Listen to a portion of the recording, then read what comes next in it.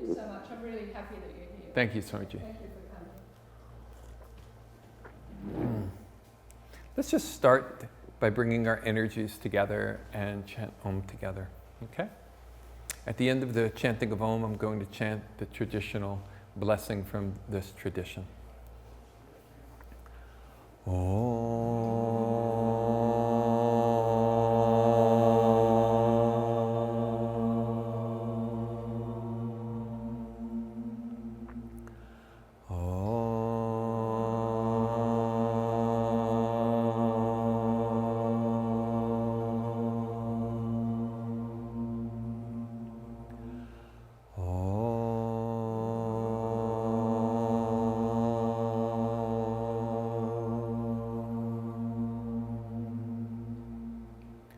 Jananam Bhutaganadi Savitam Kapita Jambu Pala Sarabakshitam Uma Sutam Shokavanasha Kanam Namami Vigneshwara Padapamkajam Shadananam Kumkumaraktavarnam Mahamatim Divyame Uravahanam Rudrashasanam Suyasanye Natam Guham Saraham Sharanam Prapadye Ya Kudendu Tusha Hara Hara Davala Ya Shubravashtra Vrita Ya Vina Varandanda Mandita Kara Ya Shweta Padmasana Ya Brahmashuta Shankara Pavitabir Devaya Sada Spujita Samam Patu Saraswati Bhagavati Nishesha Jadipaha Om Namah Shivaya Gurave Satchitananda Murtaye Nishprapanchaya Shantaya Shri Shivanandaya Te Namaha Shri Vishnu Devanandaya Te Namaha Om Savamangala Mangalye Shive Savarta Sadake Sharanye Triambake Gauri Narayani Namostute Narayani Namostute Om Sahana Bhavatu Sahano Bhunaktu Sahaviryam Karavavahe Tejasvina Vadi Tamastu Ma Vivishavahai Om Shanti Shanti Shanti Om Peace Peace Peace Om Bolo Sadguru Shri Shivananda Maharaj Ki Jai Om Bolo Shri Vishnudevananda Maharaj Ki Jai Om Namah Shivaya. So good evening to everybody, and thank you for coming to learn about Yoga Nidra this evening. So Swamiji asked me to introduce myself. I think most of you know maybe a little bit about my background. I'm the president of the California College of Ayurveda. Most of the work that I've been doing for the last 20 to 25 years has been in the field of Ayurvedic medicine. What a lot of people don't know is that for about the last 30 years, I've also been very much involved in the world of Yoga Nidra. And in fact, Yoga Nidra preceded my journey into Ayurvedic medicine. And I think maybe the best way for you to learn a little bit about Yoga Nidra and what it is really to understand what Yoga Nidra has been for me. What has it done for me?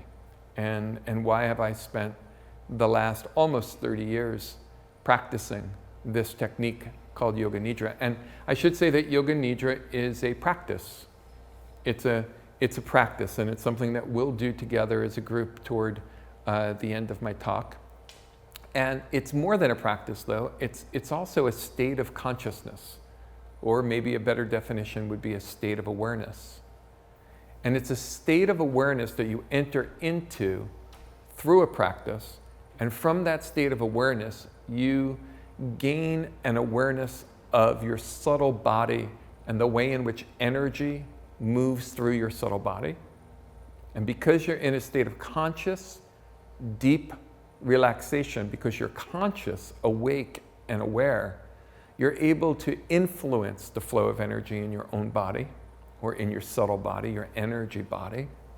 And by doing that, you're able to take control over the process of what you're creating in your body and in your mind. Now that's a big statement to make, right? I can't just say that and that's just lightly. She likes it. Say it again. All right, I'll say it again. And so in the state of Yoga Nidra, because you're conscious and you're awake and you're aware of your subtle body or the flow of energy in your body, you can interact with that flow of energy. And you can take control or influence how energy flows through your body and through your mind. And when you do, you are changing what you create. You become a conscious creator. When you become a conscious creator, you are now affecting your physical reality, your emotional reality, your health, and really any other aspect of your life that you want to affect. How deep you go is really just the degree of expertise that you gain in this practice. So that's what I'll be sharing with you.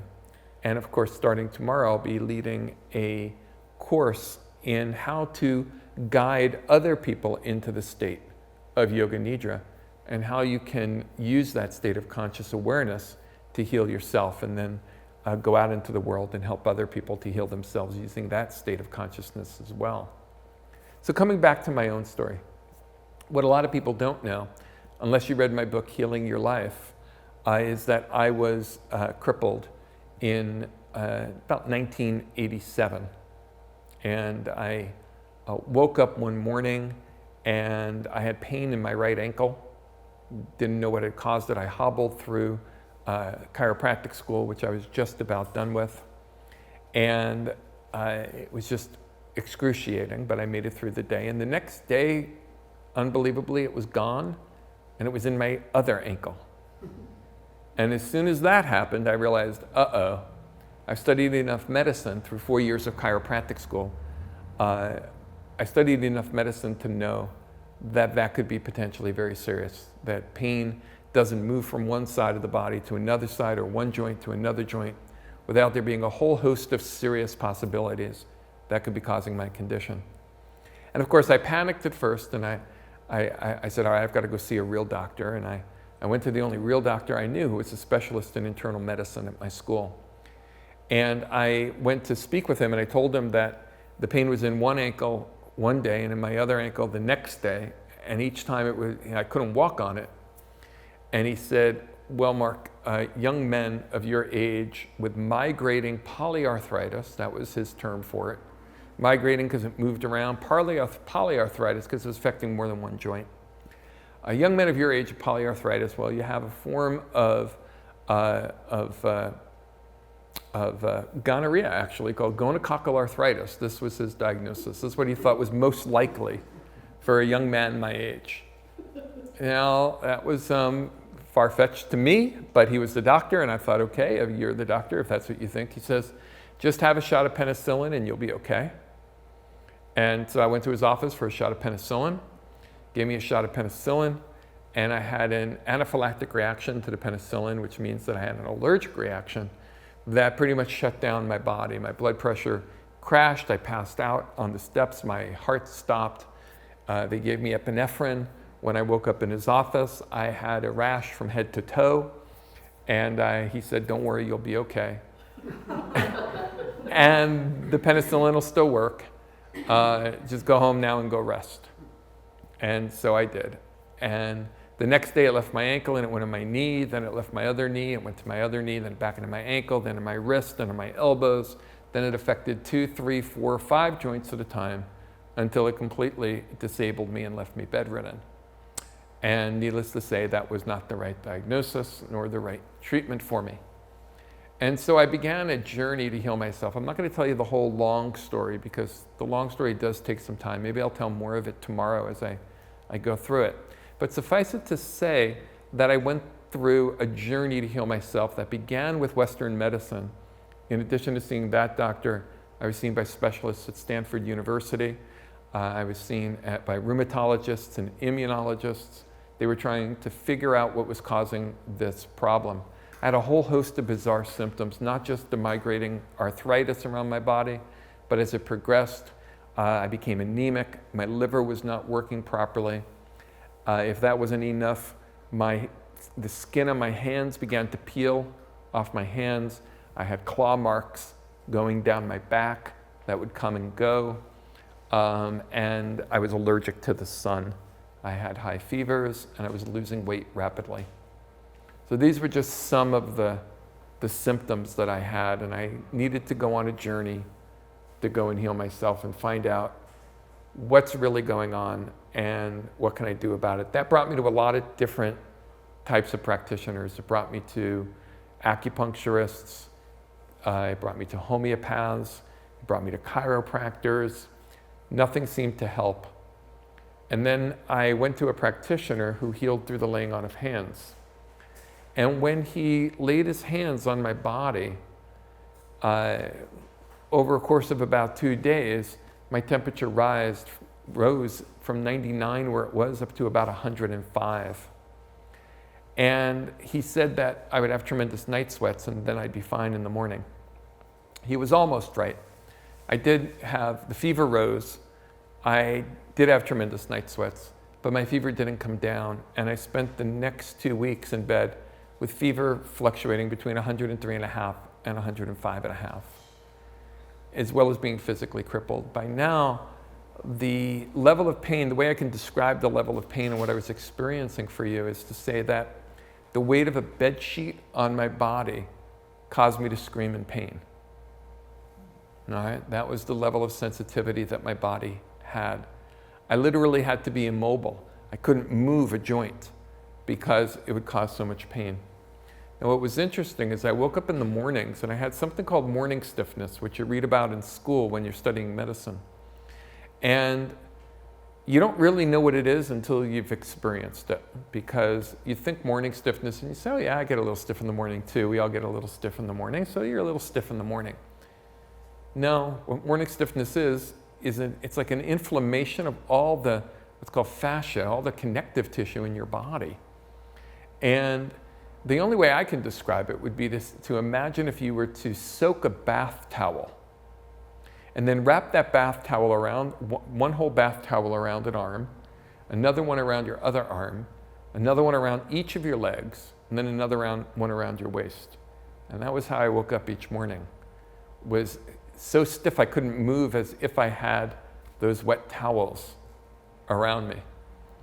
I'll never forget it. It had a rhythm to it.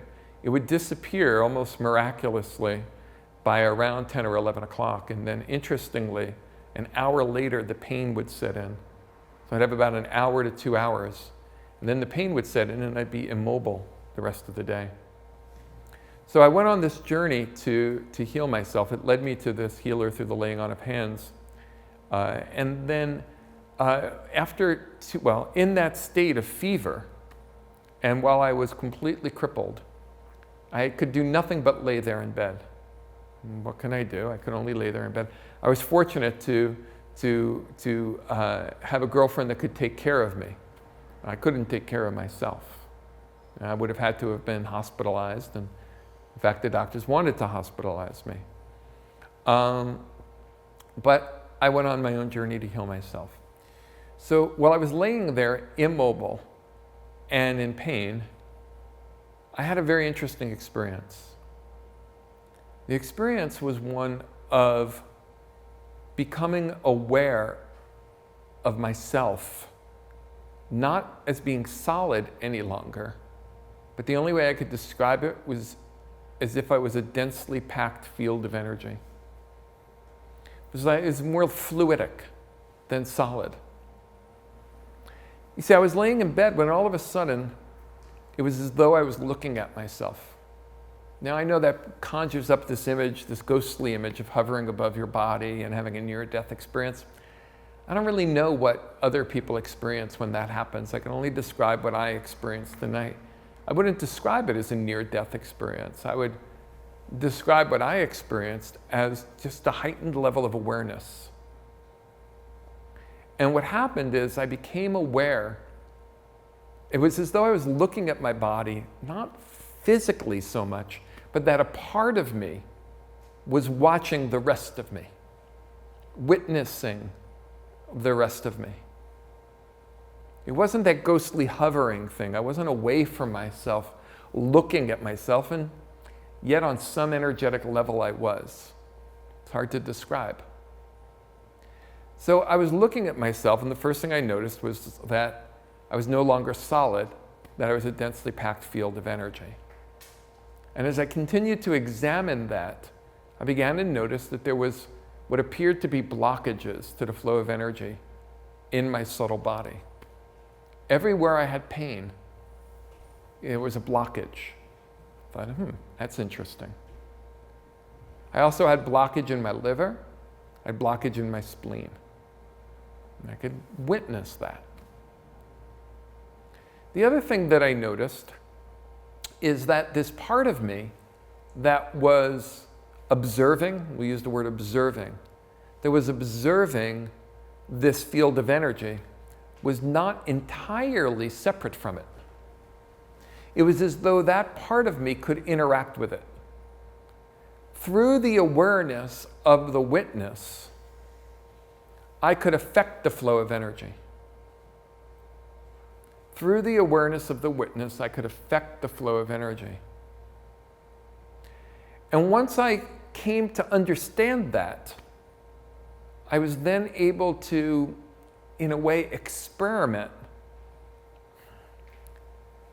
using awareness with how to unblock the flow of energy and allow what was flowing, which was now I understand is prana, it's life force energy. Allow that to flow back into the tissues that were being starved of energy. And the pain that they had, the pain they were expressing, was actually being starved of life energy. They were in a way slowly dying. Imagine how you would feel if you stopped breathing. You'd go into some sort of pain, some sort of reaction. This is like that for my body on a tissue level. On a tissue level. And so the way I describe this sometimes is to tell a story about my son. When he was very, very small, I'll never forget this experience. He was sitting on a high chair, and either on the high chair or at the kitchen table, I can't remember, but what I remember is that there was a sheet of paper in front of him that I put there, along with a sort of a orangish red crayon. I just wanted to teach him about coloring and give him something to do. So I put the crayon on top of the piece of paper. And he watched me, and I tried to show him what to do. And he went to reach for the crayon, and when he reached for it, he touched it, and when he touched it, it rolled. And when it rolled off the table, and it rolled onto the floor. So I picked it back up, and I put it on his high chair. And again, he reached down, and this time intentionally hit it with his hands, and it rolled off the table, and he laughed. And I went down and I picked it back up again, and we played this game where he would knock it off the table. So that was what a crayon was to him. This thing that he could touch, knock off the table, and Dad would go pick it up, and that was a fun game. Okay? He was learning about a crayon. He'd never been exposed to a crayon before, but now he just had an interaction with a crayon, his first interaction. Now I remember as he developed, I remember also the day he picked up that crayon, and when he was trying to pick it up, it dropped out of his hands. And when it dropped out of his hands, it made a mark, like a dot on the paper, and he smiled. And then he kept picking it up and dropping it, like this, letting it make marks. And he was amazed that it could make a mark. That was what a crayon was now. Something that he could pick up and drop, and it made a mark. But eventually he got more skilled, and he figured out if he put it in his hand like this, he could smash it on the paper, and it would make more marks, he'd have more control, and it would be more fun. And then he learned that he could move his hand sideways and make lines. Eventually, he learned to color, to draw, and he became a wonderful artist. A wonderful artist. And why am I telling you that story? Because for me, being aware for the first time of this energy field was the energy field was my crayon. I didn't know what to do with it. I didn't have any instruction. I was just there. So I allowed the witness within me to interact with it, and slowly over time, I got to know it. I got to know how to manipulate it, how to open up channels that were blocked. And when I opened them up, I noticed a surge of energy that would go back into the tissue. Now I want you to imagine a plant. And what happens when a plant doesn't get any water? The plant wilts. It doesn't die right away, but it wilts. And then if you give it water, all of a sudden it perks back up as if everything is okay again. Well, that's what happened with the tissues in my body that were being affected in my joints, my liver, my spleen. When I opened up the channels and the life energy flowed back into it, it was as though water got back into the plant, and there was this surge of life energy in the tissues that I could feel. It was palpable in my sensitive state. And I knew that if I could just keep the energy flowing into it, that the tissues would heal and I would be okay. And since I had nothing else to do laying in bed for 24 hours a day, I just was present with that awareness. And what I noticed is that the channels would open and then they would close again. They'd open and then they would close again. It's as though they wanted to close. They were in the habit of closing. And I'd open them up. But every time I opened them up, they stayed open a little bit longer. And I just knew that if I could keep them open long enough, that enough healing would happen, my body would be well. And each time I did it, it stayed open longer and longer and longer. And after a couple of weeks, about 2 weeks, my fever started to come down. And when my fever started to come down, I also felt considerably better. But I was in no way near normal. No way was I even close to normal. I now suffered extreme fatigue. I had mild to moderate relapses. There were many still challenges in my body, but I was over the worst of it. I was over the worst of it. Now, what's interesting is that when I got well and the fever came down, I lost the ability to so acutely perceive the flow of energy in my body. I did. I'm sure that, a scientist or someone would say, well, you were having delusions when you had such fever. This was all in your head. No, I knew that wasn't true. I was perfectly aware. Perfectly aware. Although if you spoke to me at the time, I'd be talking like somebody who had a long-term fever. Might not make a lot of sense. But yet that part that was the witness was perfectly present. Perfectly present.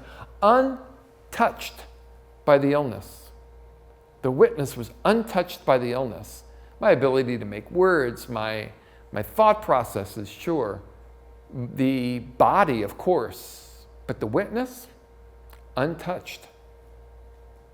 A perfect witness. Well, when I got well, I lost touch with the witness, and I lost touch with this ability to perceive energy. But it was like riding a bike. It was that close. I knew that if I could just get on that bike again, I'd be right back in. I knew I could. That's when I was introduced to a woman by the name of Mary Richards. And Mary Richards is the person who introduced me to this practice. This practice that leads you into the state of consciousness that in yoga is called Yoga Nidra. You see, I got thrust into the state of Yoga Nidra through my fever and through my illness. Once I learned this practice, then I was able to consciously enter into that state. It's a conscious, deep relaxation while you stay in a state of acute awareness. And once I did the practice, it was like going right back into that state, but with no fever. Now, I used a recording in order to enter that state. And I did this every single day as I monitored the flow of energy and continued the healing in my body, which was important on a couple of levels. First of all, I was still suffering from recurrences and severe chronic fatigue. But more than that, I also wasn't sleeping. You see, one of the challenges that this illness created for me was it upset my inner rhythms, my biorhythms that affect sleep. So I pretty much stopped sleeping for the next 7 years. Yeah. I had mild relapses on and off, on and off. They got better and better as time went on. They did. Each relapse was a little bit less intense than the one before that. But the sleep was really off. You see, a lot of times I wouldn't fall asleep till 5 a.m. And if I had to get up at 6:30 or 7, then I only got an hour of sleep. Sometimes I'd go to sleep at 2 to 3, and then I'd be awake all night. Get up, maybe I'd fall asleep at 5 o'clock. I'd get 1 or 2 or 3 hours of sleep a night, if I was lucky, and sometimes less than that. But here's what was interesting. Yoga Nidra would revitalize my body. If I did Yoga Nidra, I was fine for the rest of the day. I could function. Now I know that the yoga texts teach that 1 hour of Yoga Nidra is as restful as 3 hours of sleep. I did Yoga Nidra 3 times a day for about an hour, which means I was getting about 9 hours of rest in my body. When I couldn't sleep at night, I laid there in bed in the state of Yoga Nidra. Sometimes I was in the state of Yoga Nidra at night for 3 hours. Never asleep, but entirely relaxed. In fact, a deeper level of relaxation than sleep itself, because during sleep, you dream. Or you're in this very, very deep state of sleep where you're not at all conscious. This is different. This is a conscious sleep. Yoga Nidra means yogic sleep. Nidra is sleep. Nidra. Nidra is sleep. So Yoga Nidra is a yogic sleep. And in that state, you are resting not only your conscious, not only your body and your conscious mind, but even your subconscious mind. It's a really profound state of relaxation. So I did this for 7 years. I had to. I had no choice. It wasn't gee, I'm going to do this kind of practice, so for my spiritual well-being, I'm trying to grow from it. For me, it was survival. But I was also noticing how I was getting better and better and better and better and better. And after 7 years, my energy level and my healing had come to a point where my rhythms had restored themselves to the normal range. It was also during this time that I was practicing Ayurveda on myself. I was rebuilding my body and rebuilding my mind through the practices of Ayurveda. So Ayurveda and yoga have gone hand in hand to rebuilding my body in a way, in so many ways I could say truly born again, in that sense of having a second life. And so that was a very powerful experience for me. Since then, I went into chiropractic practice. I sold a practice. I was teaching workshops and seminars in self-healing meditation, which in the early 90s, late 80s was Yoga Nidra, but I called it self-healing meditation, because nobody knew what Yoga Nidra was. And then around 2000, now the school had already started. I was very immersed in the world of Ayurveda. The college started in 1995. And around 2000, I was invited, 99, 2000, I was invited to speak at the Shivananda Yoga Retreat Center in the Bahamas, which the Acharya, the teacher there, is Swami Swarupananda. While there, I was taking care of some of the senior staff who themselves were having health challenges. And I was the Ayurvedic physician that was taking care of them. And that part of my teaching, part of my healing work with them was to teach them Yoga Nidra. And it had a profound experience. It had a profound effect upon them.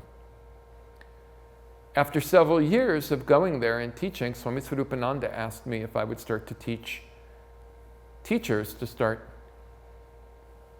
sharing Yoga Nidra in their communities. And so it was at his request that I put the course together for teaching Yoga Nidra teachers to begin teaching around the world. And so since about that time, 2005, 2006, I've been doing that. Now, Yoga Nidra is first and foremost a state of consciousness. It's not really a technique. How many of you have heard my CD, Yoga Nidra and Self-Healing? You have? And you and you? Okay, yeah. So you might think that Yoga Nidra is a guided form of relaxation or a guided form of meditation. It's not. Yoga Nidra is a state of consciousness that you enter into. Tomorrow we'll go into great detail about that.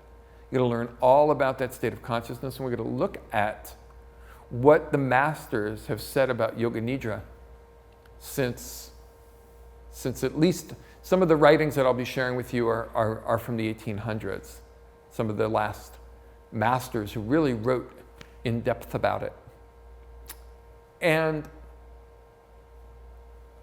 Yoga Nidra is the state of consciousness through which you become a conscious creator. So what I was creating was health. I was able to use that state of consciousness not only to manipulate the flow of energy in my body, but also to repattern how energy flows in my body. And when I repatterned it, that was the healing. And repatterning is another way of saying recreating or creating. Yoga Nidra is a science of creation. It's about creating your own reality. It's about creating. See, reality is energy. Energy and matter, they're interchangeable. Matter is the organization of energy. If you can shift the energy, you shift the matter. And so,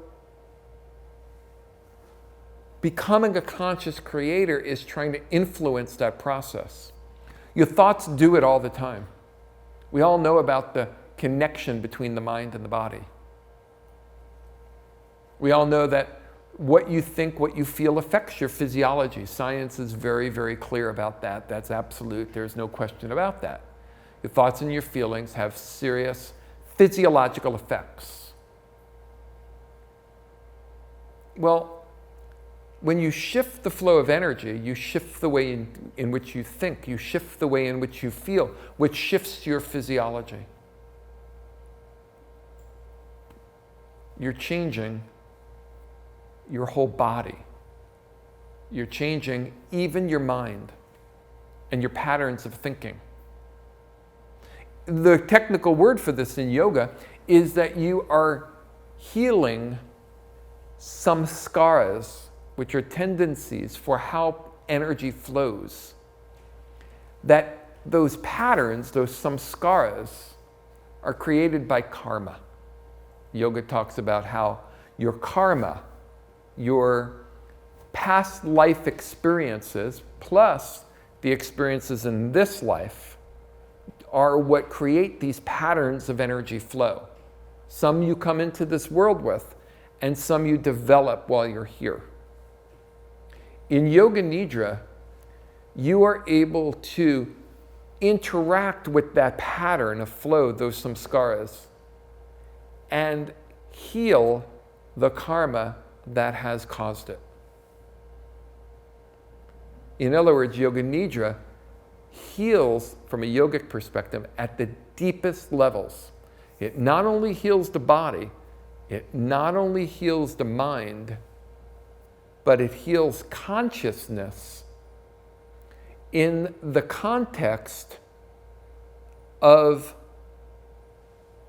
removing or healing the karma that is causing the fundamental disturbances in the body and mind. Yoga Nidra is the deepest level of healing that I know of. And the amazing thing is, you're not dependent upon somebody else to do it. You are able to do it for yourself.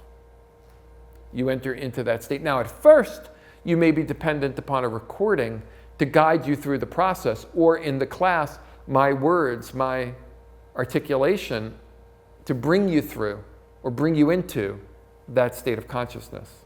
But when you practice this long enough, you will eventually transcend the recording. You won't need it. And you'll just be able to go into that state of consciousness. I'm going to go do some yoga nidra for a while. You're going to go find a place to lay down. You're not going to fall asleep. You're going to simply take yourself through your body, through your awareness.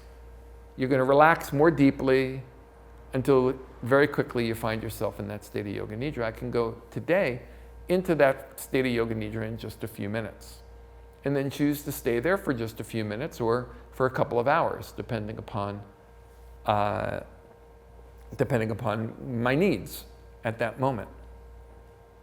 So yoga nidra is a profound state of awareness. It's becoming more and more popular throughout the world. And we'll talk about why tomorrow. I'll go through the history of yoga nidra. Talk about the many different schools and teachings of yoga nidra, what some of the different teachers have to say about it. But one of the things that I think is most important is to go through and understand the most classical information that we have about yoga nidra. And yoga nidra is a story that is told in the Puranas. The Puranas are ancient texts of Vedic knowledge. They are texts that are based on the Vedas themselves, the knowledge in the Vedas, that has then been formulated into stories. Formulated into stories to teach many of the deeper lessons that the Vedas have to teach. They came later after the Vedas were written. They're still very ancient. And yoga nidra is a classical story. And I'll give you the short story of it right now, and tomorrow we'll go into more detail. But the short classical story of yoga nidra is that in each, we'll use the word era or age, there are cycles of creation and dissolution on a cosmic level. That creation comes into being and eventually kind of destroys itself. Maybe we can relate to that by some of the things that we see that happen on this planet. And then there's another period of creation again. Well, the cosmic story of yoga nidra takes place in between the dissolution and the new creation. In this in-between place. And the whole story is symbolized, or much of the story is symbolized by this picture that you see over my shoulder here. This image that's behind me that says yoga nidra, and you see this picture. And the picture is of Lord Narayana, who is the form of Lord Vishnu, who is in this story, Lord Vishnu is the supreme God. You have to bear in mind with the Hindu pantheon of gods and the many stories, sometimes different gods play the role of the highest god. Sometimes it's Shiva, sometimes it's Vishnu, sometimes it's Brahma. But in this story, at this moment, it is Lord Vishnu in the form of Narayan, who is laying on a serpent in the ocean. You see him laying on this serpent. And then you see Lakshmi massaging his feet. And you see a stalk coming out of his belly button. And on top of the stalk is Lord Brahma. Lord Brahma is known as the creator. Vishnu is known as the preserver. But this is an interesting setting for this story. So what's happening here is that, and again, I'm going to give you the shorter version of this story, is that you may have heard somewhere along your philosophical journey that the world is like a dream. Have you heard that? The world is like a dream. Or that God is dreaming and we are all part of that dream. Just as you dream at night and there's many characters in the dream, you may have heard stories or teachers speak in a manner where they say, well, all of this world is an illusion, it's a dream. It's the dream of God, it's the dream of Lord Vishnu. Well, that comes from this story. So this story is Lord Vishnu creating all of this experience, and we're all a part of that dream. Now, in order to do that, what you see here is Lord Vishnu lying on a serpent, Nagashesha, or Ananta. And so Ananta means time, or endless time. And Lord Vishnu laying on this serpent, demon actually, a demon, Nagashesha is a demon. Lord Vishnu laying upon it has tamed it, and the demon is time. Right? Isn't time a demon? Isn't time that which is going to ultimately bring about each of our demise? But Lord Vishnu has controlled time. Lord Vishnu is in command of time. That's what that symbolizes. Now, this is all taking place in an ocean. And the ocean symbolizes consciousness itself, the purest consciousness. Now, Lakshmi is there massaging his feet. We'll get to that later, what that symbolizes. And from the belly button of Lord Vishnu comes a stalk, a lotus, and Lord Brahma. So Lord Brahma is born of Lord Vishnu in this story. Just like an umbilical cord. Okay, he's born. Now Lord Brahma is the creator. And so Lord Vishnu empowers Brahma to create on his behalf. Okay? And he creates all of creation. All right? In this story. There are variations of this story in the Puranas for those who may be watching this one day on YouTube. Okay? So, now, what does that have to do with you? What does this story have to do with you? So each of you are Lord Vishnu in this story. You are the creator of your own reality, physically, mentally, and even spiritually. You are the creator of your own life. Now, in order to take control over that creation, you've got to master time. Ananta. Lord Vishnu is laying on his side in what is described as the state of Yoga Nidra. So in the state of Yoga Nidra, you become the master of time.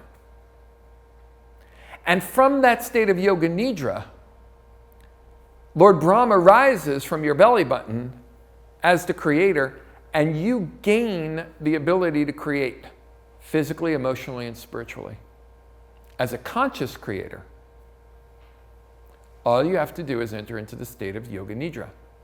And the ocean is your own consciousness where all of your tendencies exist. So you have to, in order to take control over consciousness, you must first control time. Then you can control creation. So in the state of Yoga Nidra, you will have the experience of transcending time. Time will become meaningless. It's part of why you have such an incredibly deep rest. Now, I mentioned Lakshmi at the feet of Lord Vishnu. See, in order to create, It's really interesting. In order to create, you have to be ignorant. So Lakshmi is massaging the feet of Lord Vishnu. The feet symbolize ignorance. She's massaging ignorance. Because creation itself is a level of ignorance. Vedic knowledge teaches, yogic knowledge teaches, that it is our ignorance that prevents us from realizing that this is all a dream. It's our ignorance that prevents us from realizing that this is all transient. In other words, it's our ignorance that causes us to take this so seriously. We take everything in our lives so seriously because we forget. And what do we forget? We forget our true nature as being divine. Forget our true nature as spirit. Ayurveda teaches that that is the fundamental cause of all suffering, forgetting your true nature as spirit. This is ignorance, or avidya. This is ignorance. So, in order to play in this world, in this physical, material world, we have to be ignorant. Otherwise, if we weren't ignorant, we wouldn't play in the world.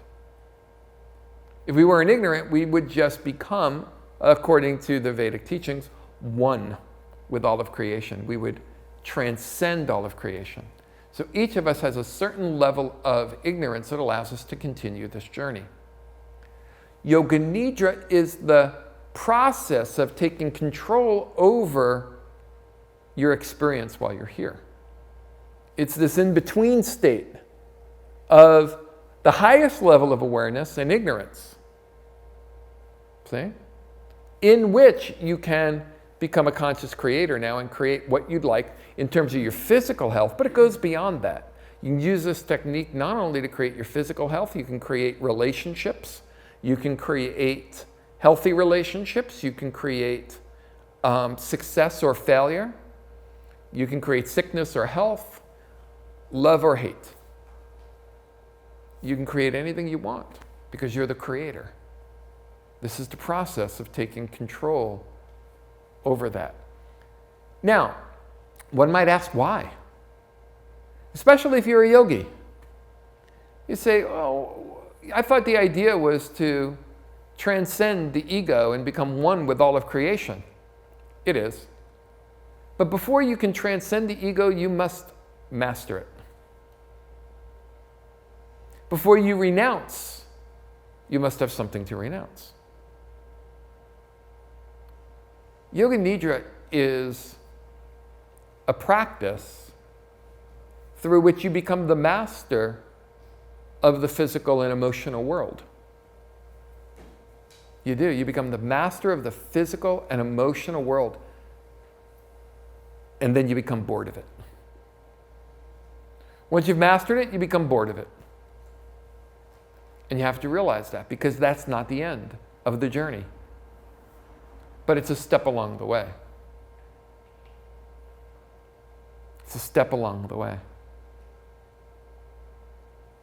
There are many spiritual stories, and there's this one beautiful story that Carlos Castaneda teaches. Carlos Castaneda wrote a series of books in the 1970s, or in spirituality, particularly around what he called the sorcerer's path, which is very much the yogic path, but in a different tradition.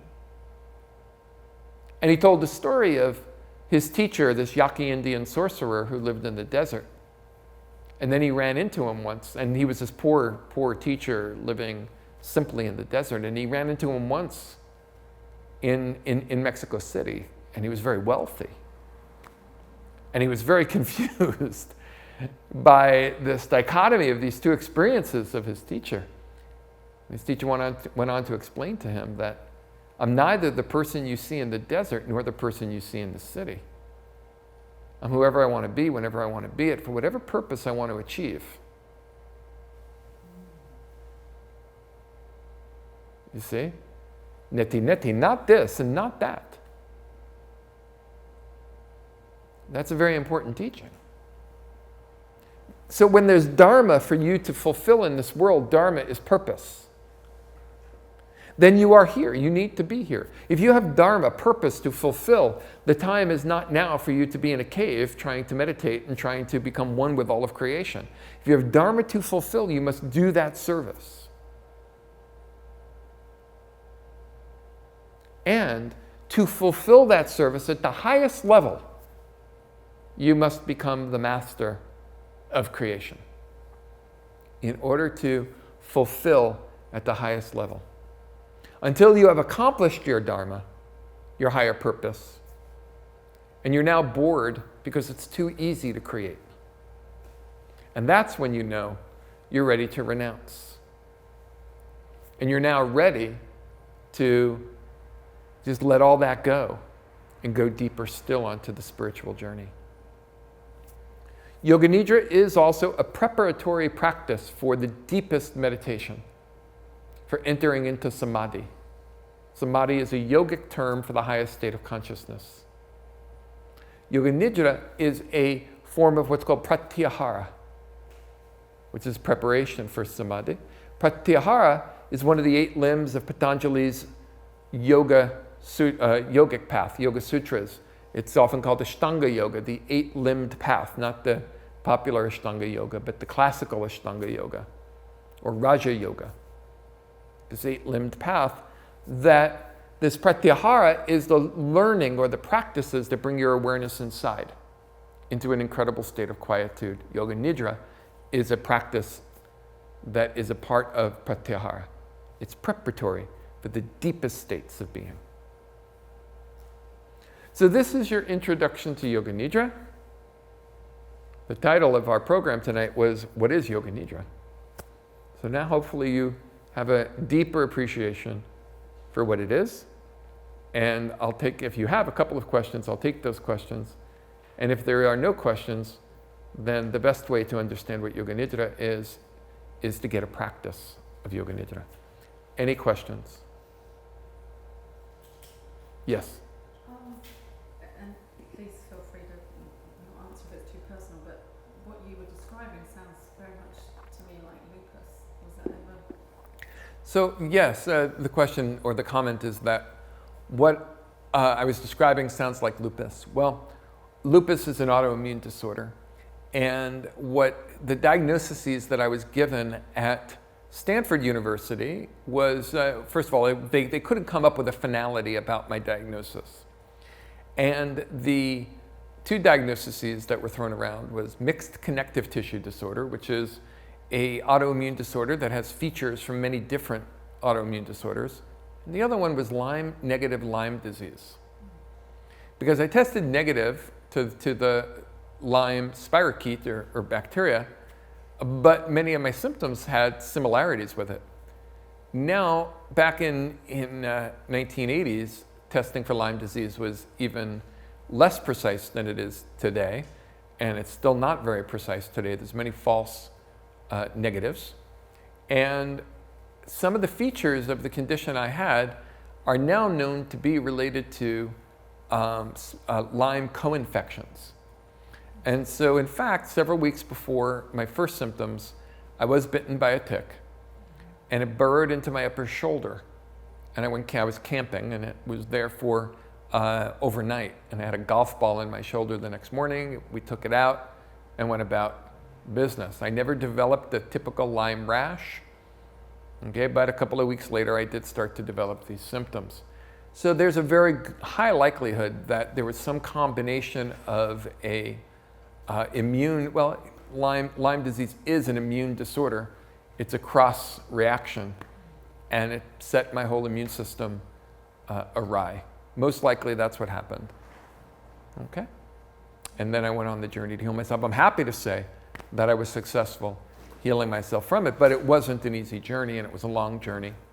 And I feel very fortunate to have done as well as I have. All right, let's thank you. Thank you for your question. Let's chant Om together. We'll conclude this part of the program.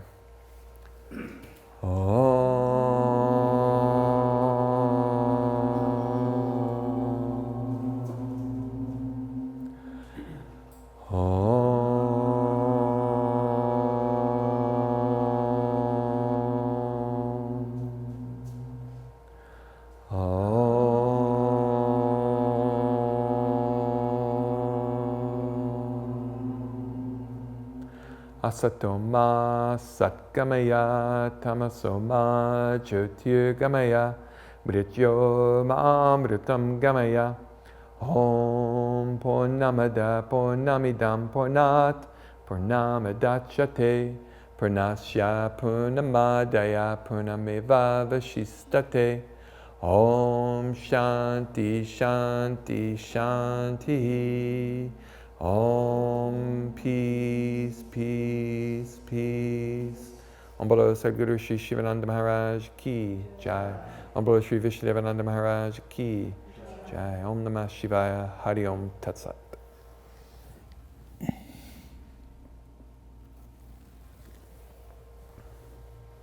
All right.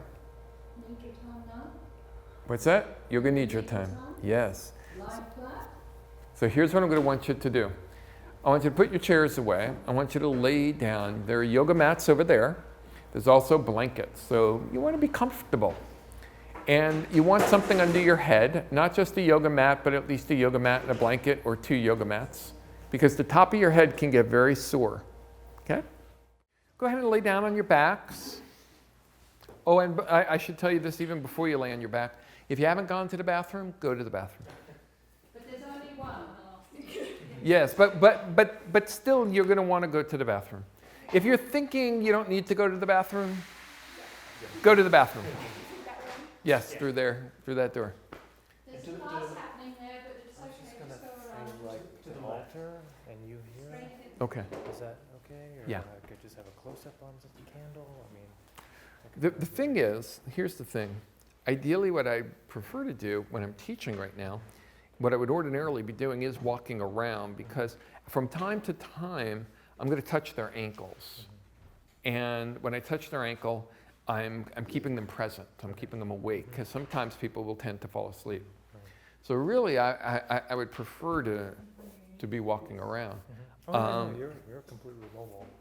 Just a matter of what the framing should be or what I should. You'll hear my audio just Right, fine. exactly, right. Yeah.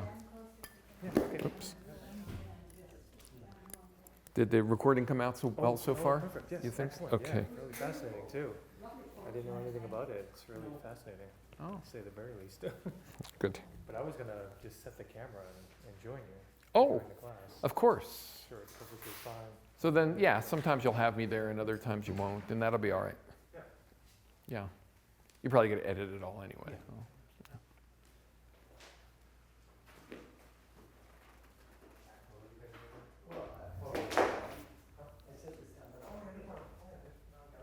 Just take the rest and do this over there.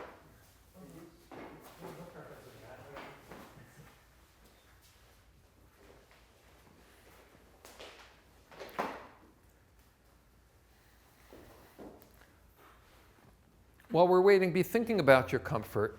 And the most important area to think about your comfort with is your head, because you've got a little point on the back of your head, and it's that point on the back of your head that tends to get sore when you're laying down for a long period of time. Usually I recommend a pillow, but at the very least, 2 yoga mats. How big a pillow? What kind of pillow do you like? Of course, it all depends upon your neck. You don't want your neck to hurt you. So, you have to make those accommodations yourself. Some people with neck issues use a cervical pillow. But, you want to use any props you need to make yourself comfortable. But I will share with you that if that point on the back of your head begins to hurt, what you will be witnessing is your own discomfort during it. Can I close that door, do you think? 'Cause I Yeah, feel sure. the draft. Of course.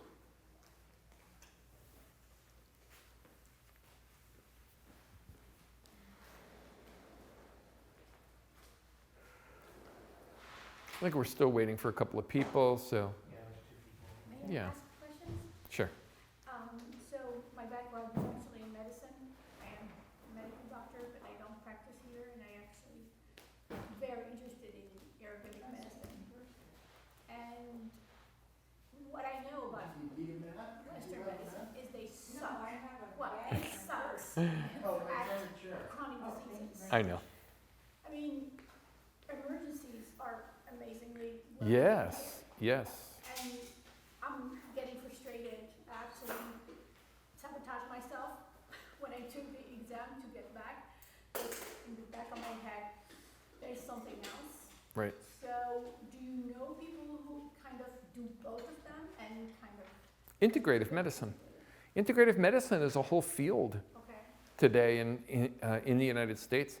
There's a lot of ways to do integrative medicine. Some people doing integrative medicine are medical doctors that then begin to study other forms of medicine, such as one aspect of integrative medicine is called functional medicine. Have you heard of that? I heard Right? of that. And so some medical doctors come to our school and they take Ayurvedic medicine training, and then they mix Ayurvedic medicine and functional medicine tends to emphasize more Western nutrition Yes. and doesn't go as deep as this. No, I think it's just eat that, don't eat that. Yeah, Eat it's that, and just little- it's a combination of naturopathy and medicine, really. It's functional medicine is the medical doctor's avenue into being a naturopath, and it's more like that. And then, of course, some medical doctors are integrative by bringing in acupuncture and study that, and others integrate Ayurvedic medicine. Yeah, I think that's the one that I'm really Yeah. interested in. Yeah. For the moment, I'm gonna do this because it sounds like I have a path into kind of sabotaging all the stuff, and I want to understand why. Uh-huh. Well, Yoga Nidra is a powerful practice for chronic disease. It really is. Yeah. Very powerful There's practice. nothing else. I mean, you give them medications to erase Mhm. the symptoms, but there's nothing Yeah. else beyond that. Yeah, it's true. I have a question. Yeah. So, your 4-day course or whatever, it's mainly focusing on teaching others, is that right? Well, you're going to be going through this session every day yourself, and you're going to go through it twice a day. Every day. You're going to peel off layer after layer after layer. You're going to have a profound personal healing experience. At the same time, you are going to learn how to share it with others. Because my own focus is to learn for my personal reasons. I would still do the course because, yes, you will learn how to share it with others in the class, and you will practice sharing it with others. But they're going to be teaching you, you're going to be teaching them, and it's the only class where you're going to go into have an opportunity to do 6 sessions in a row that are going to take off layer after layer after layer of your own healing. You see, think of an onion.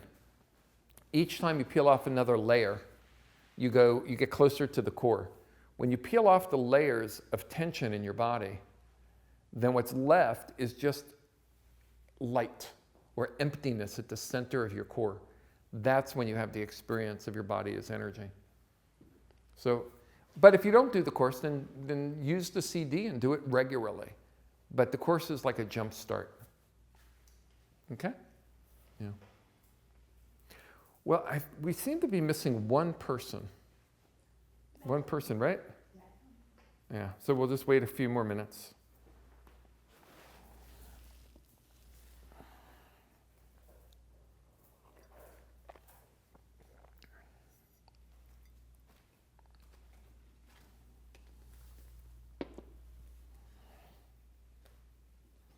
Does anybody have to leave right at 9:15?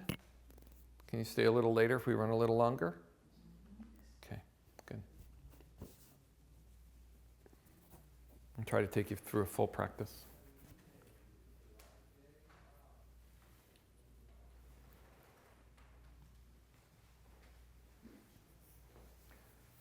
So everybody's laying down now. Bring your hands to your side, palms up. Samaji, will you be joining us, practicing? I'm just going to warn these people next door to not come through. Oh yes, please. Shall I wait for you to go past, Samaji? I don't know where that door leads. It did. Okay, then we'll just leave it like that. Good. So your arms are out to your sides at 45 degrees. Your legs are out toward the edges of the mat. Your palms are up and you're nice and relaxed.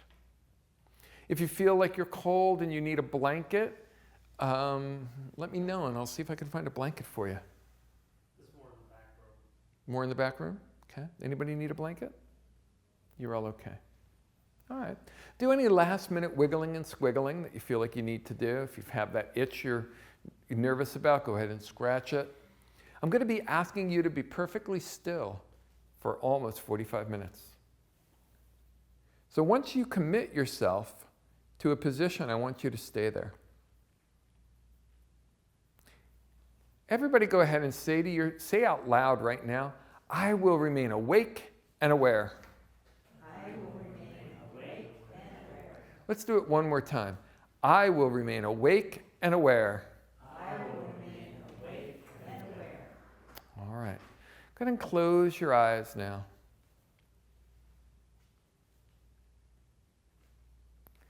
Om.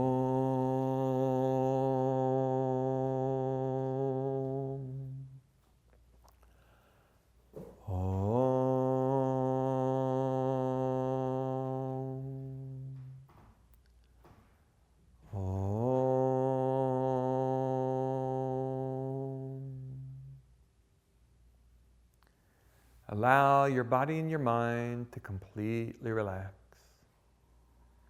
Let go of any thoughts, stories, or dramas happening outside of this room, outside of the here and now. This is your time. Time to go within. Time to completely relax. In your own mind right now, say to yourself one more time, I will remain awake and aware. I will remain awake and aware. Listen to my voice and let my voice guide your awareness. Go ahead and bring your awareness right now to your right hand and just notice the sensation of your right hand against the surface below you. Notice the position of your right thumb. Notice if it's touching anything. Notice if it's suspended in the air. Let go of any holding, control, or tension in your right thumb. Let gravity take your thumb wherever gravity wants it to be. Letting go, letting go, letting go. Now bring your awareness to the other 4 fingers of your right hand. Say hello to each finger. And as you do, let go of any holding, control, or tension in each of the fingers of your right hand.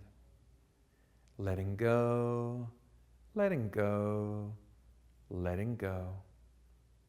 Deeper into relaxation, deeper into surrender. Letting go. All the while remaining awake and aware. Awake and aware. And now bring your awareness into the palm of your right hand. Notice the part of your palm that is closest to your thumb. And notice the part that's closest to your little finger. Using your mind's eye, scan your palm. Let go of any holding, control, or tension in your palm. And as you do, your thumb and your 4 fingers relax even more. Letting go, letting go, letting go. All the while remaining awake and aware, 100% present, 100% of the time, letting go. And now bringing your awareness into your wrist of your right arm. Notice the part of your wrist that is closest to the floor. And notice the part that's facing the ceiling. With your mind's eye, bring your awareness inside your wrist and look around. Explore your wrist for any areas of holding, control, or tension.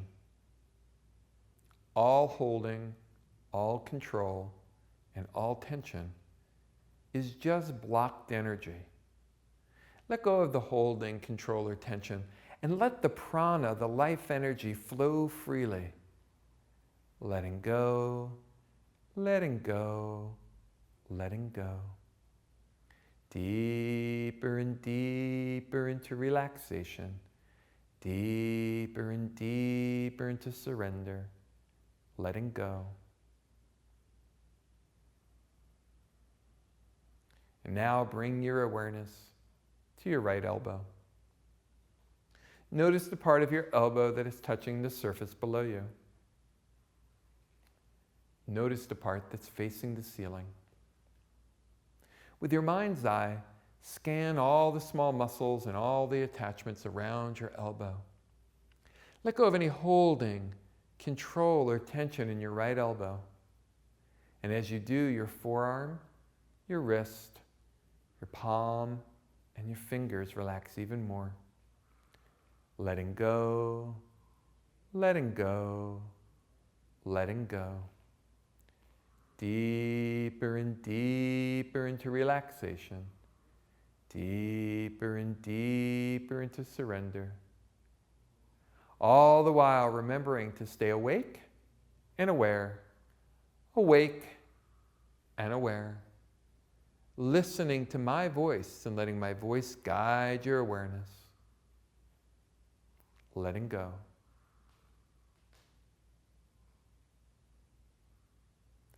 Now bring your awareness to your left hand and notice the sensation of your left hand against the surface below you. Bring your awareness now to your left thumb. Let go of any holding, control, or tension in your left thumb. Let gravity take your thumb wherever gravity wants it to be. Letting go. All the while remaining awake and aware. You may feel my hands on your ankles from time to time as I say awake and aware. Letting go. And now bring your awareness to the other 4 fingers of your left hand. Say hello to each finger, and as you do, let go of any areas of holding, control, or tension, and go deeper within. Deeper and deeper into relaxation. Deeper and deeper into surrender. Letting go. All the while choosing to stay still. Being the witness of your own experience. Letting go. Now bring your awareness to the palm of your left hand. Let go of any holding, control, or tension in the palm of your left hand. As you do, your thumb and your 4 fingers relax even more. Letting go, letting go, letting go. Deeper and deeper into relaxation. Deeper and deeper into surrender. Letting go. Saying to yourself, I will remain awake and aware. Awake and aware. And bringing your awareness now to your left wrist. Notice the part of your wrist that is closest to the floor. Notice the part that's facing the ceiling. With your mind's eye, take a look inside your wrist. Seek out any areas of holding, control, or tension and let it go. Let the prana flow freely. And as you do, your thumb, your palm, and your 4 fingers relax even more. Letting go, letting go, letting go. Deeper into relaxation. Deeper into surrender. The witness of your own experience. Whatever experience you're having, be the witness, even of the discomfort. Whatever comes up for you, notice it and let it go. And go deeper within. Letting go, letting go, letting go. And now bring your awareness to your left elbow and notice the part of your left elbow that's touching the surface below you. And notice the part that's facing the ceiling. With your mind's eye, scan all the small attachments around your left elbow.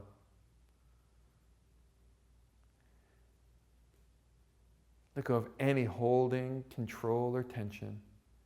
And as you do, your forearm, your palm, your wrist, your thumb, and your four fingers relax even more. Letting go, letting go, letting go. As things come up for you, discomforts or emotions, know that you cannot be hurt by the practice of Yoga Nidra. You cannot be hurt by surrendering and letting go. Be the witness of your own experience and go deeper within. Letting go, letting go, letting go. And now bring your awareness behind both your shoulders and notice the sensation of your shoulders against the surface below you.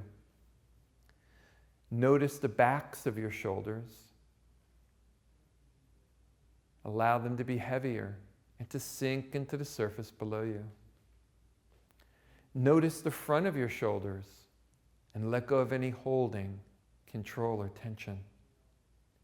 And notice the top of your shoulders, between your shoulders and your ears, and go deeper within. Deeper and deeper into relaxation. Deeper and deeper into surrender. All the while remaining awake and aware. Awake and aware. Now bring your awareness into the pits of your arms.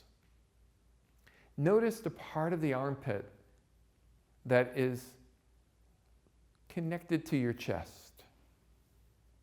And notice the part that is connected to your arm. And notice the part that's deep inside.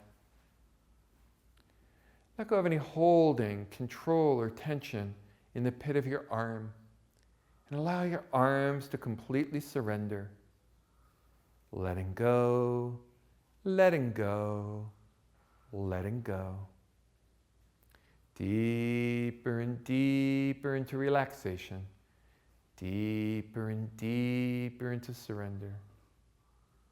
So that your arms are now like two branches of a tree that have fallen to the ground. No longer attached, they lay by your side, still and at peace. Letting go. Awake and aware. Awake and aware. 100% present, 100% of the time. Letting go. And now bring your awareness to the bottoms of your feet. Just notice the soles of your feet. Let go of any holding, control, or tension in the soles of your feet. Letting go, letting go, letting go. And now bring your awareness to each of the 10 toes and say hello to each toe. As you do, let go of any holding, control, or tension in each of the 10 toes and go deeper within. Letting go, letting go, letting go.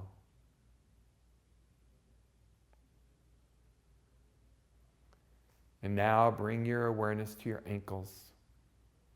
Both sides. Let go of any holding, control, or tension in your ankles.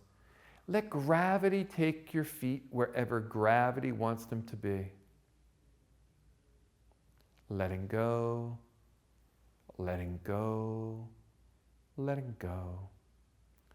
Deeper and deeper into relaxation. Deeper and deeper into surrender. Letting go. Awake and aware. Awake and aware. And now bring your awareness to the back of your knees. And notice the part of your knee that's touching the surface below you. Let go of any holding, control, or tension in the back of your knees. And as you do, your calves, your ankles, and your feet relax even more. Letting go, letting go, letting go. And now bring your awareness to your kneecap. Notice the part of your kneecap that is connected to your thigh. Notice the part that is connected to your shin. Compare how they feel from one side to the other. Let go of any holding, control, or tension that you discover in the kneecap. And go deeper within. Deeper and deeper into relaxation. Deeper and deeper into surrender. Letting go. Awake and aware. Awake and aware. And now bring your awareness to the top of your thighs. Let go of any holding, control, or tension in the tops of your thighs. Scan them with your mind's eye. Notice any blockage to the flow of energy and let it go. Deeper into relaxation. Deeper into surrender. Letting go. All the while remaining awake and aware. Awake and aware. Bringing your awareness now to the insides of your thigh, between your knee and your pubic bone. Let go of any holding, control, or tension on the insides of your thigh. And go deeper within. Letting go, letting go, letting go. Deeper into relaxation. Deeper into surrender. Letting go. And now bring your awareness to the back of your thighs. Notice the part of your thigh between your knee and your buttocks. Let go of any holding, control, or tension in the back of your thighs. Letting go, letting go, letting go. Deeper and deeper into relaxation. Deeper and deeper into surrender. Letting go. All the while remaining awake and aware. Awake and aware.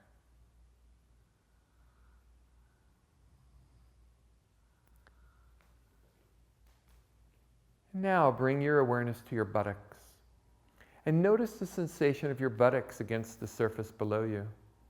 Let go of any holding, control, or tension in your buttocks, and as you do, your thighs, your calves, and your feet relax even more.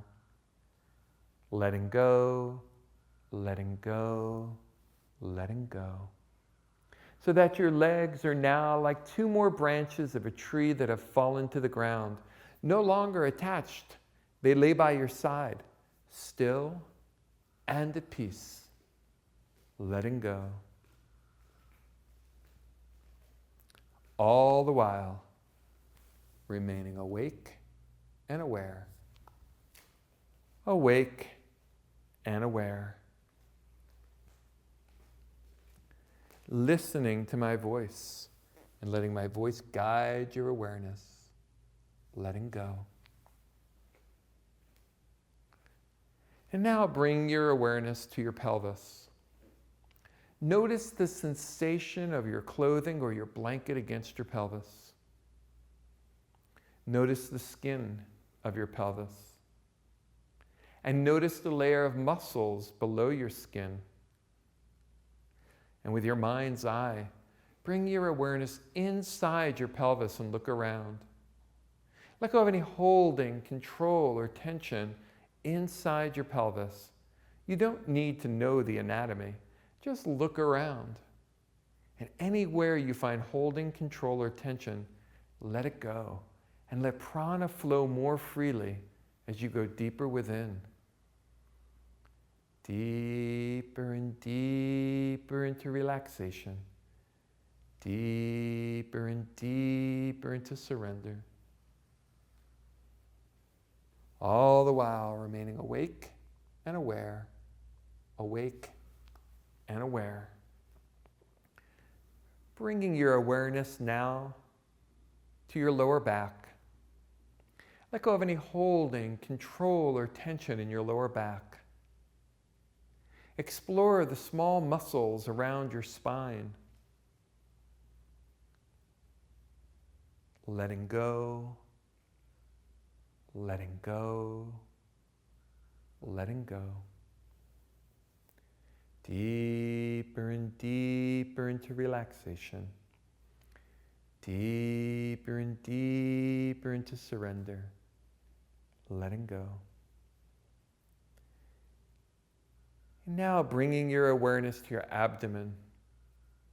Notice the sensation of your clothing or the blanket against your abdomen.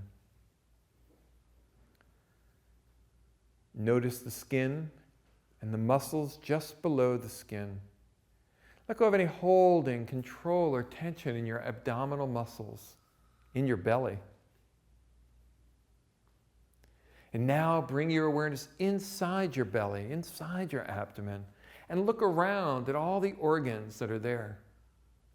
Let go of any holding, control, or tension in any of those organs. Let prana flow freely as you go deeper within. Deeper and deeper into relaxation. Deeper and deeper into surrender. Letting go. All the while choosing to remain awake. Choosing to remain aware. Awake and aware. Letting go.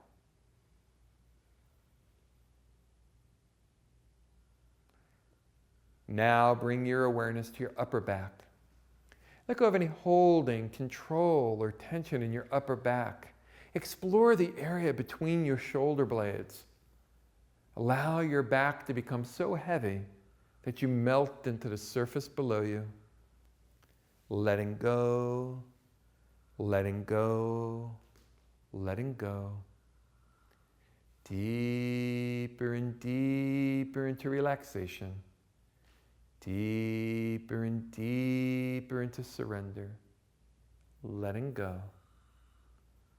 Remaining awake and aware. Awake and aware. 100% present. 100% of the time. Awake and aware.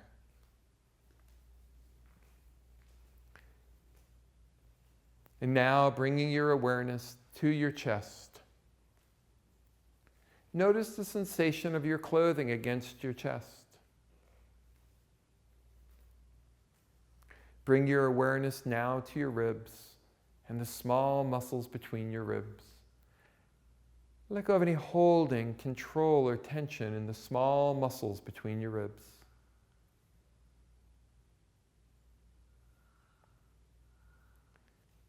And now bring your awareness deep inside your chest, into your lungs.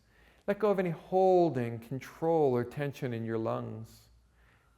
And let the prana flow freely. Letting go, letting go, letting go. Deeper and deeper into relaxation. Deeper and deeper into surrender. All the while remaining awake and aware. Awake and aware.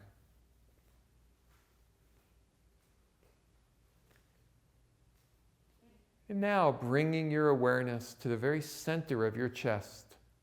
Become aware of your physical heart.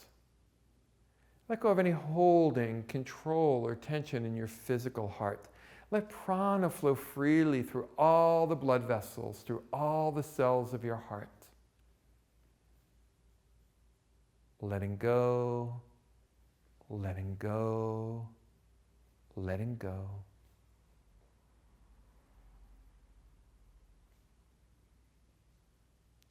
And now bring your awareness to your emotional heart.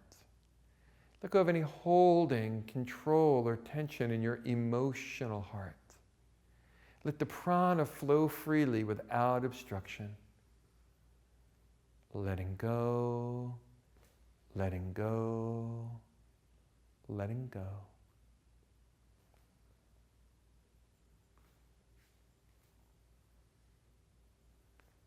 And now bring your awareness to your spiritual heart. Notice the connection between your spiritual heart and the divine heart. Allow the divine love to flow from the divine heart to your heart. Let it fill your heart with love, and let that overflow from your heart down your arms, down your legs. Let your entire self be filled with divine love. Letting go, letting go, letting go. Deeper into relaxation. Deeper into surrender. All the while remaining awake and aware.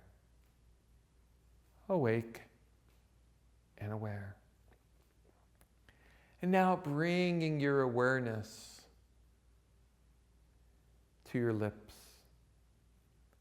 Notice your lower lip and notice your upper lip. Let go of any holding, control, or tension in your lips.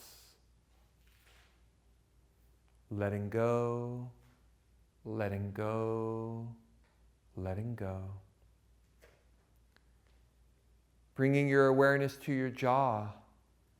Let go of any holding, control, or tension in your jaw. And as you do, allow gravity to slightly separate your teeth as your lower jaw is taken by gravity. Letting go, letting go, letting go. Bringing your awareness now to your cheeks. Let go of any holding, control, or tension in the muscles of your cheeks. And as you do, all expression is removed from your face. Your face is beautiful, peaceful, and serene. Letting go.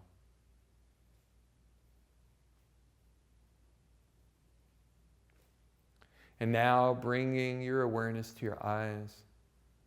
Allow your eyes to become so heavy that you could not open them even if you were to try. Bringing your awareness deep inside the sockets of your eyes. Explore the small muscles deep in your eyes. Let go of any holding, control, or tension in the small muscles of your eyes. Letting go, letting go, letting go. And now bringing your awareness to your neck. Let go of any holding, control, or tension in your neck, and let gravity take your head wherever gravity wants it to be. Letting go, letting go, letting go.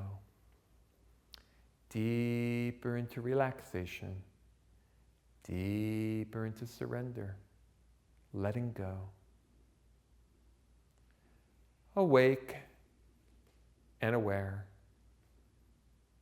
Awake and aware. And now bring your awareness to the crown of your head. Let go of any holding, control, or tension in the crown of your head. And as you do, allow the divine light to flow from above down and to enter the crown of your head.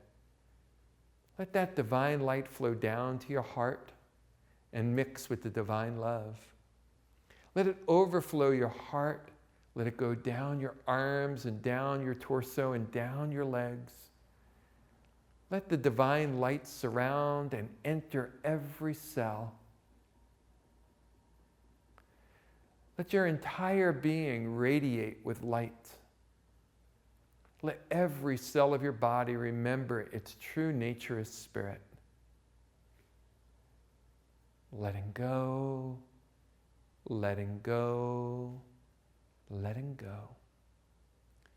Deeper and deeper into relaxation. Deeper and deeper into surrender. Letting go.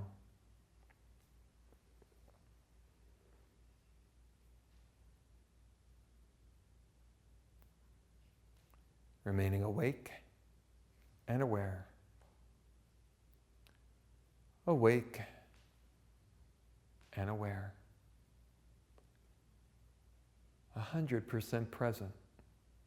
The witness of your own experience. And now expand your awareness to include your entire body. What you experience of your body, your arms, your legs. And as you explore your entire body now, double the level of relaxation of your entire body. Peel off another layer of the onion. Go deeper. Surrender more deeply and let go of any holding, control, or tension. Letting go, letting go, letting go.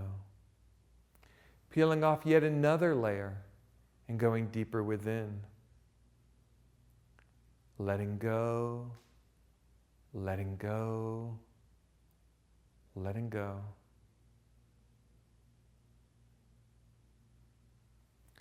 And now bringing your awareness to any part of your body in need of healing. Anywhere there's discomfort, go in and explore it. Let go of any holding, control, or tension in that part. Surrender it more deeply and allow prana to flow freely. Bring healing to the tissue, to the organ, to the joint. Letting go, letting go, letting go.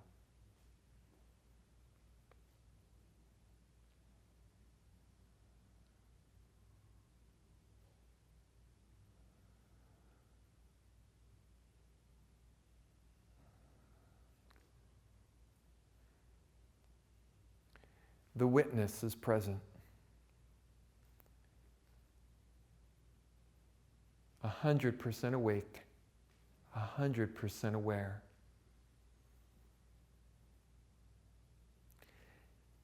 Now go ahead and create a vision of yourself completely well. I want you to imagine yourself with no limitations. Healthy body, healthy mind. Or if you're focused on a particular condition, see that completely healed. See yourself now in the world without that limitation, physically or emotionally. See yourself going through the day completely well, able to do those activities that limit you. 100% present. Awake and aware.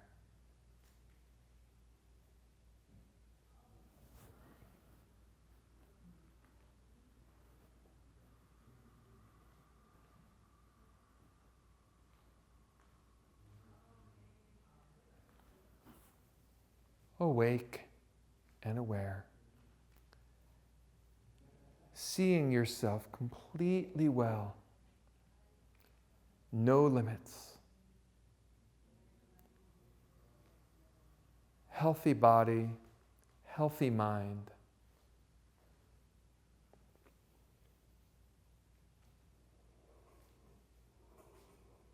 awake, and aware.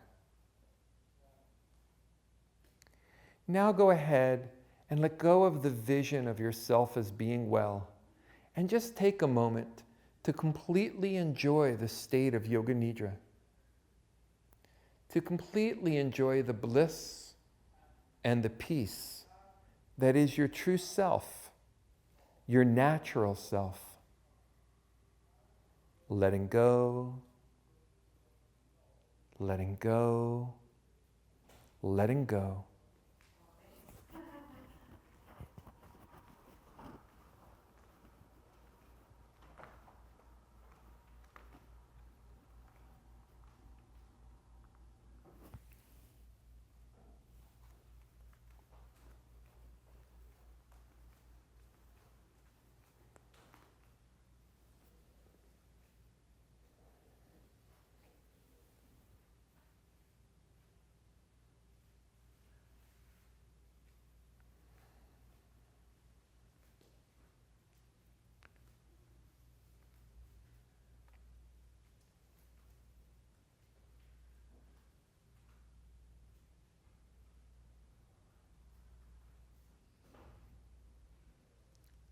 Awake and aware. Awake and aware.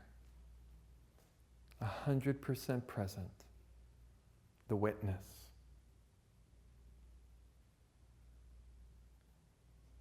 Not this body, not this mind.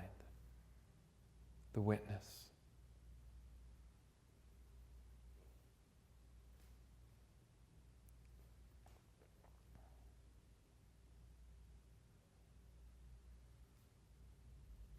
And now as I begin to count backwards from 10 down to 0, we'll slowly return to our awareness of the present space and the present time. But there'll be no hurry. There's nowhere you need to go and nothing you need to do for a while. It'll be a very slow return to present time, present space. 10, remembering your true nature as spirit.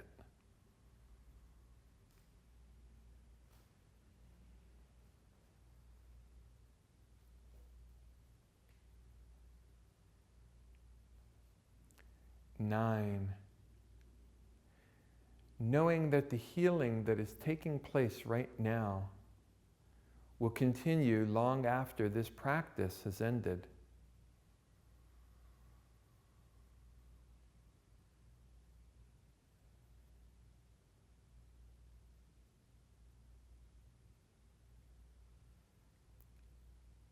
8, knowing that you can return to the state of Yoga Nidra at any time.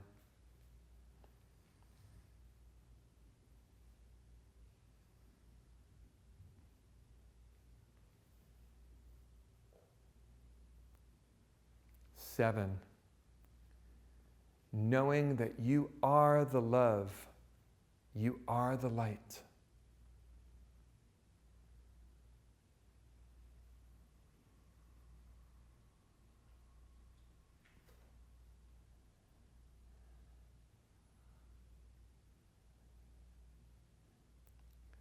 6, consciousness and joy incarnate, bliss of the blissful am I.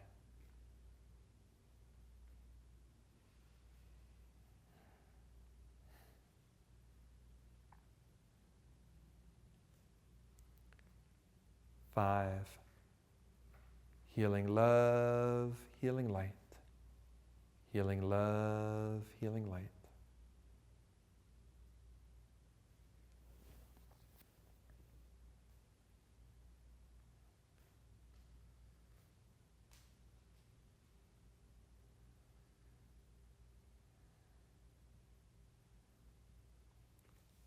4, I've expanded beyond my limitations. Healing is taking place right now. Healing will continue. all through the rest of the evening from today's practice.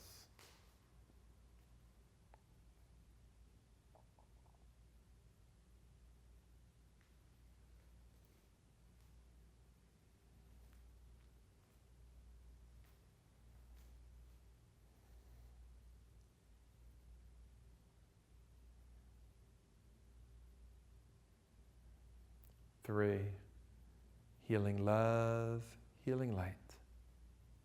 Healing love, healing light.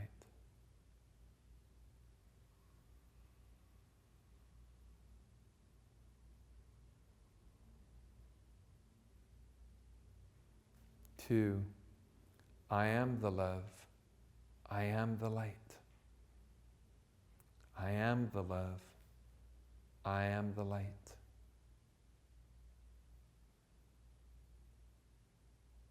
And one, I'm going to close with a blessing.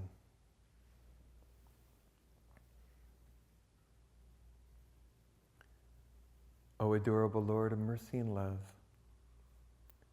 salutations and prostrations unto Thee. Thou art omnipresent, omnipotent, and omniscient. Thou art Satchitananda.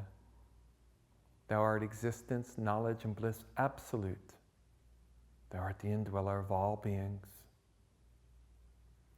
Grant us an understanding heart, equal vision, balanced mind, faith, devotion, and wisdom. Grant us the inner spiritual strength to resist temptation and to control the mind. Free us from egoism, lust, anger, greed, hatred, and jealousy. Fill our hearts with divine virtues. Let us behold Thee in all these names and forms. Let us serve Thee in all these names and forms. Let us ever remember Thee. Let us ever sing Thy glories. Let Thy name be forever on our lips. And let us abide in Thee forever and ever. And a blessing to my teachers. Om Bolo Sadguru Sri Shivananda Maharaj Ki Jai. Om Bolo Sri Vishnu Devananda Maharaj Ki Jai. Om Namah Shivaya. Hari Om. Tat Sat. 0. Gently licking your lips, wiggling your fingers and wiggling your toes. Slowly turning your ankles in and out, in and out. And taking your time to slowly return to the here and now. There's no hurry. Take your time.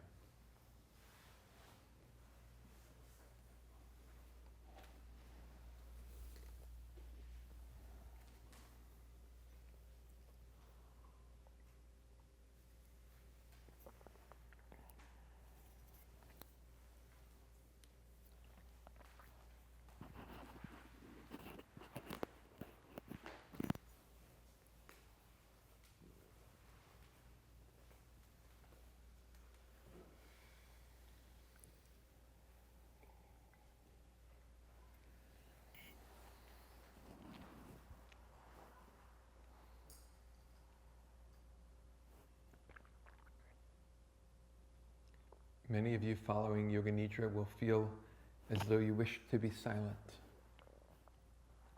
Respect those feelings that come up for you. Whatever comes up. Be the witness.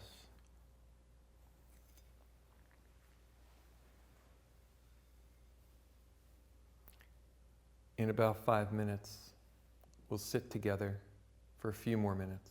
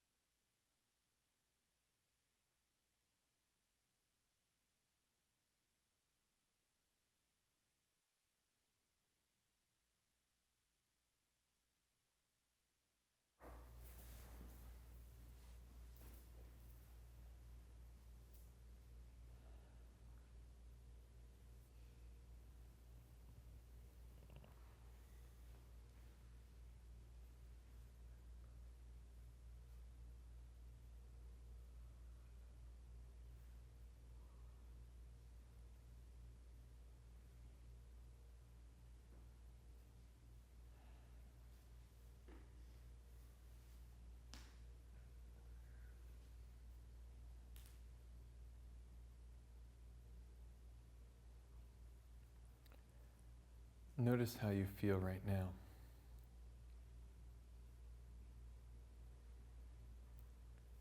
Imagine if how you felt right now was how you lived each moment. More stillness, more peacefulness. Yoga Nidra sometimes makes you feel like you've returned to yourself.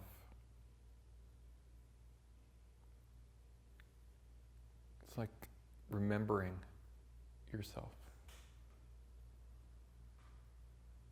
Remembering your balanced self.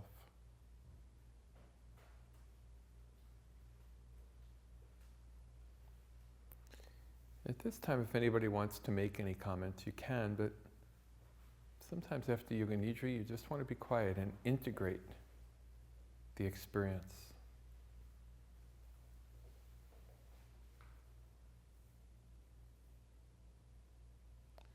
Sometimes things come up for people during Yoga Nidra. You don't feel like you need to talk about it. What does come up for you is best to witness. Let it flow and let it go.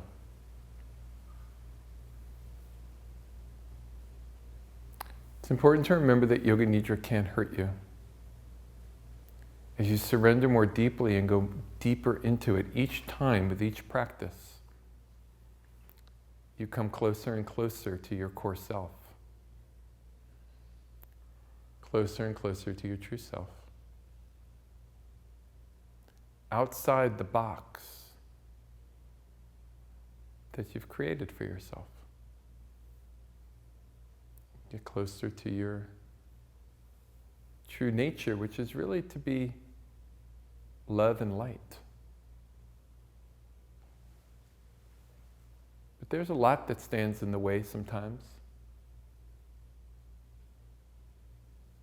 A lot of gunk. A lot of disturbances in the energy. We want to love, we want to be love. But there's stuff in the way. Yoga Nidra gives you a chance to clear that out, to go deeper and deeper.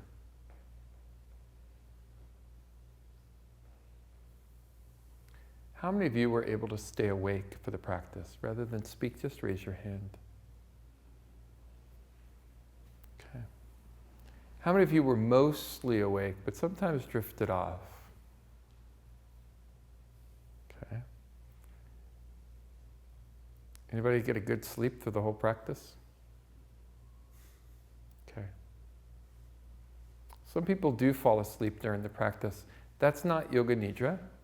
But for those who are having sleep difficulties, if you fall asleep, it's still welcomed, isn't it? And those who are not having sleep difficulties, the real benefits, the real fruit is from staying awake. And staying still. Each time you move, you recreate tension. You restore the patterning. Some of you experienced physical discomfort, I watched. Some of you felt the need to move. It's okay. Yoga Nidra is a process of going deeper and deeper and deeper, getting more and more comfortable with the stillness. Stillness is the most difficult experience to have. We are so used to moving. In fact, the experience of life is one of motion. The transcendental experience is one of stillness. If stillness was easy, we'd all have transcendental experiences all the time. But we don't. So the practice of Yoga Nidra takes you deeper and deeper and deeper. If there are no comments, we can conclude for tonight. I have so much more to share with you the next 4 days, those who will be joining me. Did you want to make a comment? I have a question. When I took yoga one here, she wants to relax, and was saying something like I relax my feet, I relax my toes, and we have to repeat to ourselves 3 times. It's part of the final relaxation in the Shivananda tradition. There's almost a miniature Yoga Nidra is built into the tradition. Although it's not called Yoga Nidra, it's called final relaxation. And it has a relationship to Yoga Nidra, but it's not as deep of an experience, right? It's only maybe 5 minutes, and you go through your whole body. I'm relaxing my feet, I'm relaxing my feet. My feet are completely relaxed. And you do that through your whole body. And it leads you into a Yoga Nidra type state. But Yoga Nidra is more than that, because it's in the Yoga Nidra state that you become the creator. That's what we did during the visualization of yourself as well. That's called sankalpa. And the sankalpa is when all of your attention and energy goes toward creating. That's why it's so important to stay awake. So learning to break through those blockages is very important for healing. But the deepest level of healing comes through seeing yourself as well. That's the creation of Yoga Nidra. Let's chant Om together, and then please drive safely tonight. You're in a very relaxed state, very transcendental. So you may float home, but your car won't. So be present with it.